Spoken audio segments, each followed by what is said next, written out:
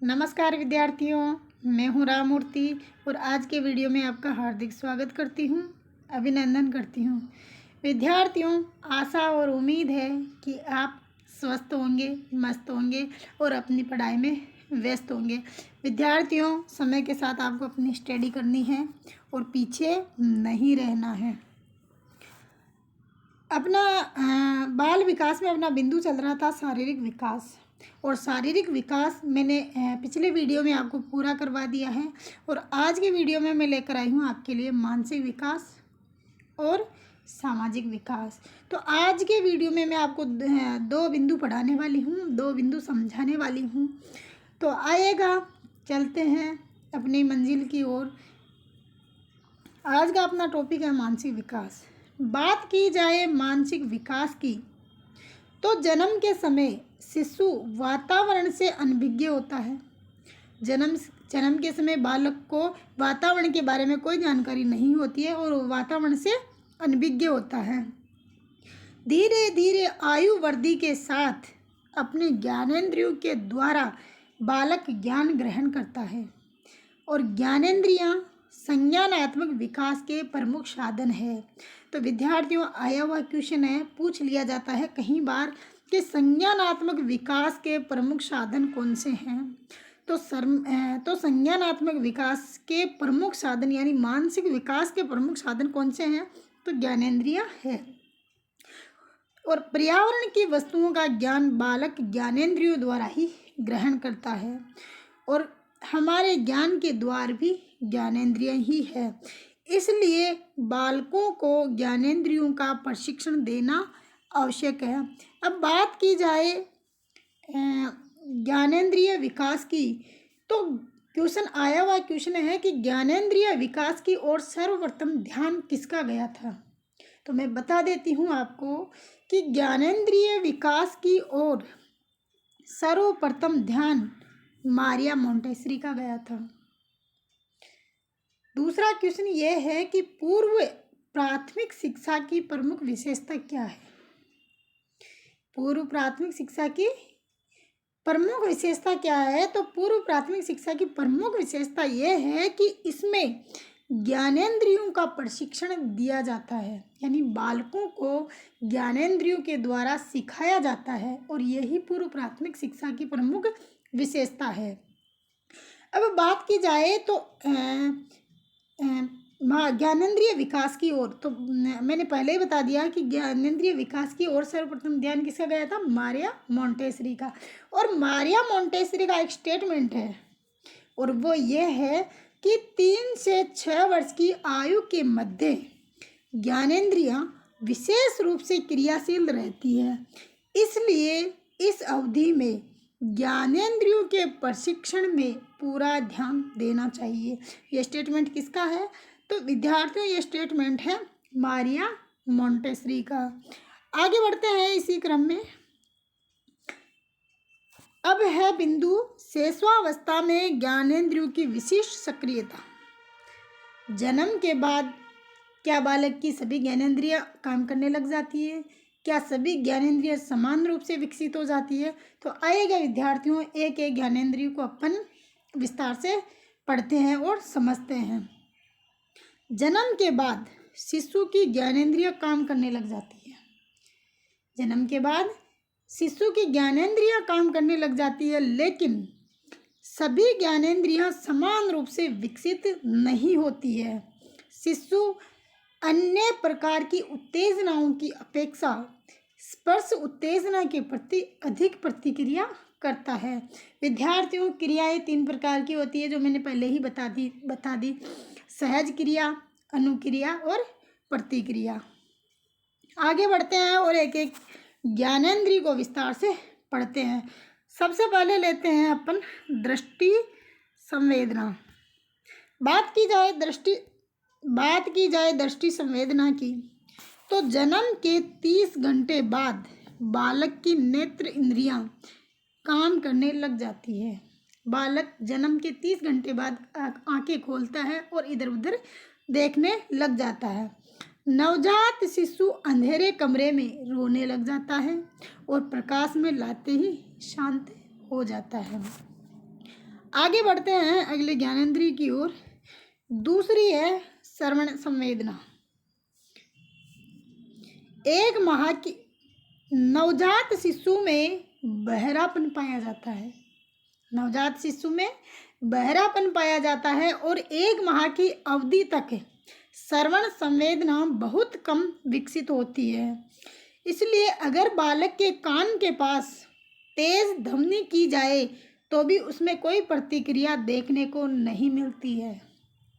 आगे बढ़ते हैं अगली संवेदना की ओर और अगली संवेदना है गंध संवेदना या कह दो घ्राण संवेदना।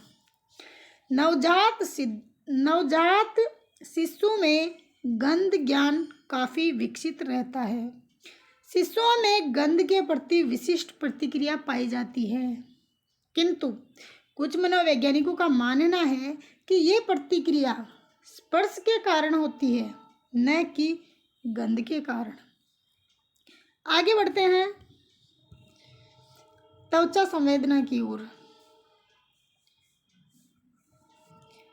स्पर्श, दबाव, ताप आदि त्वचा संवेदनशीलता शिशु में जन्म से या जन्म के थोड़ी देर बाद से पाई जाती है। शिशु के सभी अंगों में स्पर्श संवेदना रहती है, लेकिन होठों और पाँव के तलुओं में स्पर्श संवेदना अधिक रहती है। अगली संवेदना है स्वाद संवेदना। शिशु में स्वाद संवेदना भली भांति विकसित होती है, क्योंकि शिशु मीठी चीज़ के प्रति सकारात्मक और खट्टी या कह दो कड़वी चीज़ के प्रति ऋणात्मक प्रतिक्रिया करता है। अब अगला बिंदु है विद्यार्थियों अपना शैशवावस्था में मानसिक विकास। शैशवावस्था में मानसिक विकास की बात की जाए तो जन्म के समय शिशु के सिर का आकार संपूर्ण शरीर के आकार का 21% होता है।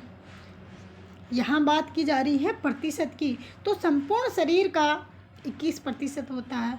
और यदि बात की जाए भाग की, तो जन्म के समय शिशु का सिर संपूर्ण लंबाई का 1/4 भाग होता है, जबकि एक वयस्क का सिर संपूर्ण लंबाई का 1/7 भाग होता है।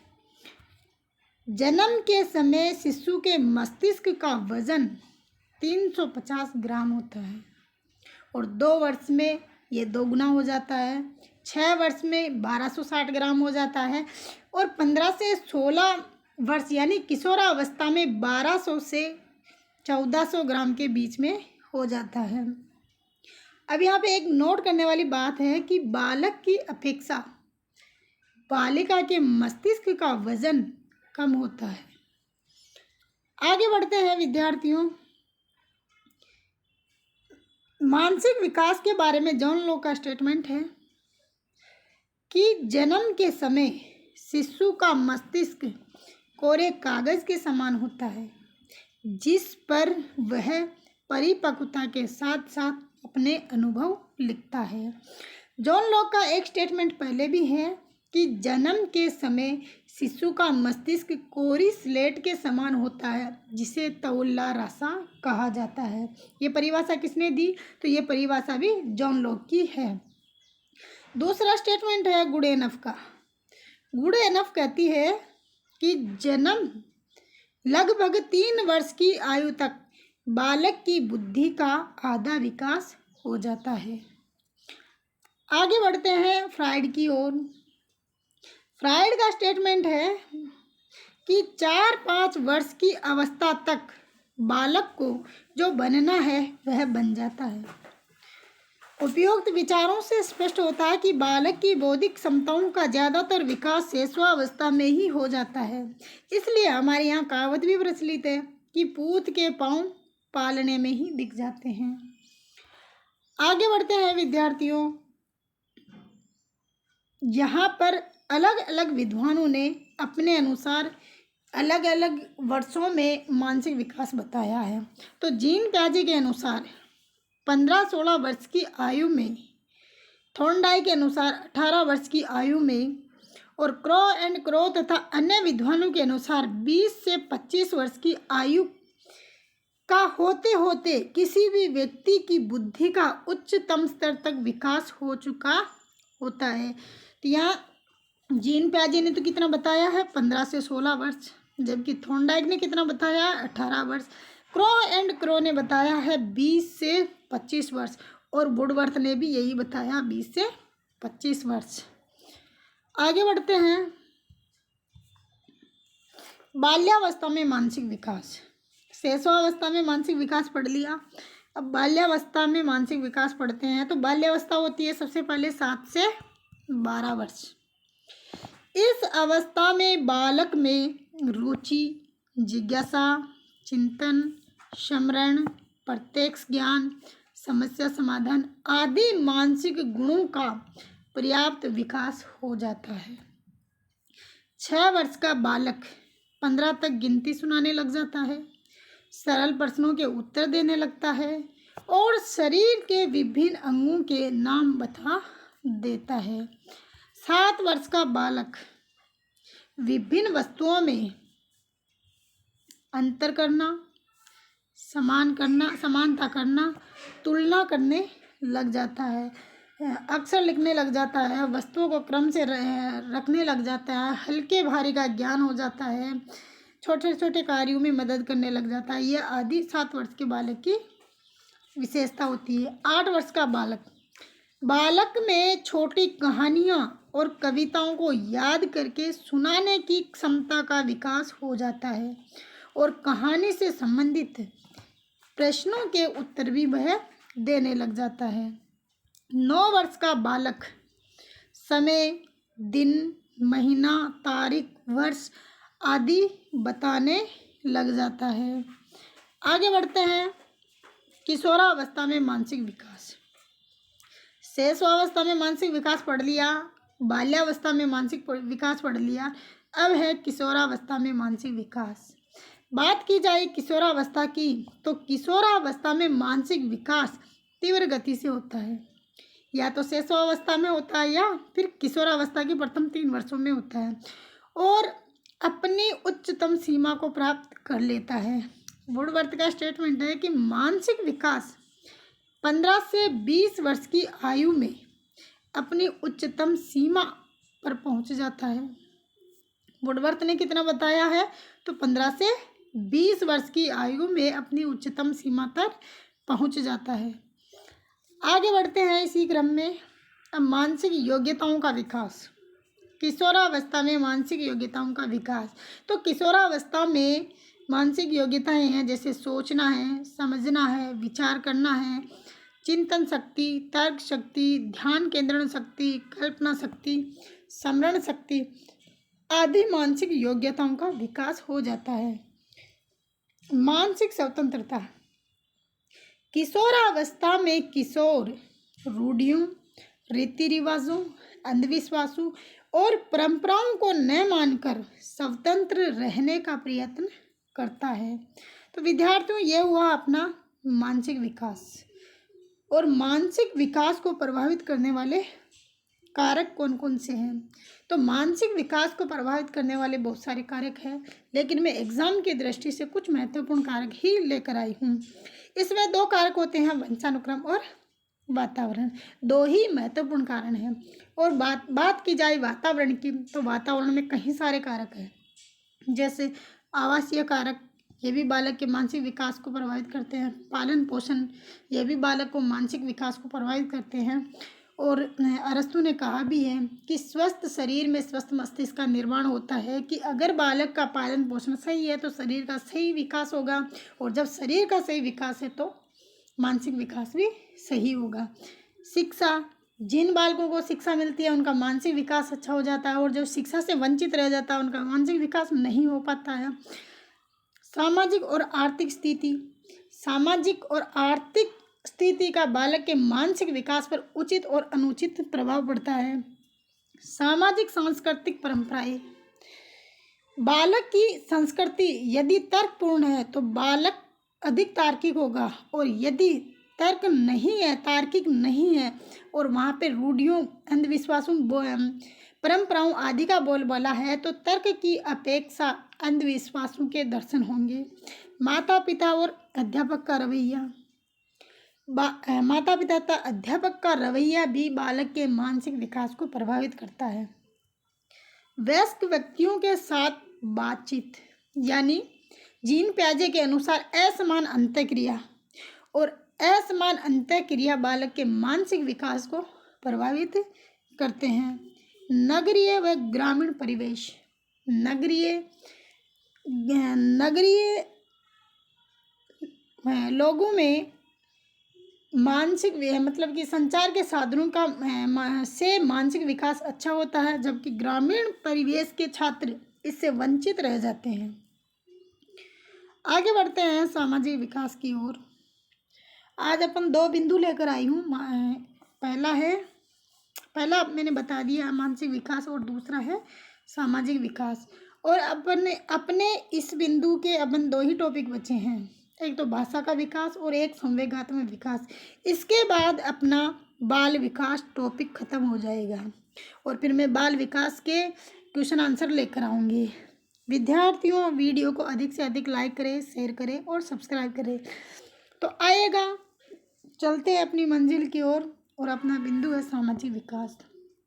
बात करें सामाजिक विकास की, तो क्रो एंड क्रो का स्टेटमेंट है कि जन्म के समय शिशु न तो सामाजिक प्राणी होता और न ही वह असामाजिक होता, लेकिन इस स्थिति में वह बहुत समय तक नहीं रहता है।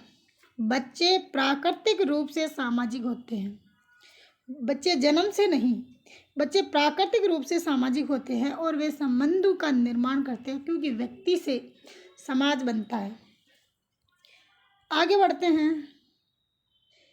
इंटरपर्सनल स्किल, यानी अंतर्व्यक्तिक कुशलता विकसित करते हैं। कौन करते हैं? बच्चे। अभिभावक, माता पिता बच्चों के सामाजिकरण की प्रक्रिया में सबसे पहली भूमिका निभाते हैं। यह प्रश्न आया हुआ है कि बच्चों की सामाजिकरण की प्रक्रिया में पहली भूमिका कौन निभाते हैं, तो यहाँ आता है परिवार, या कह दो माता पिता या अभिभावक।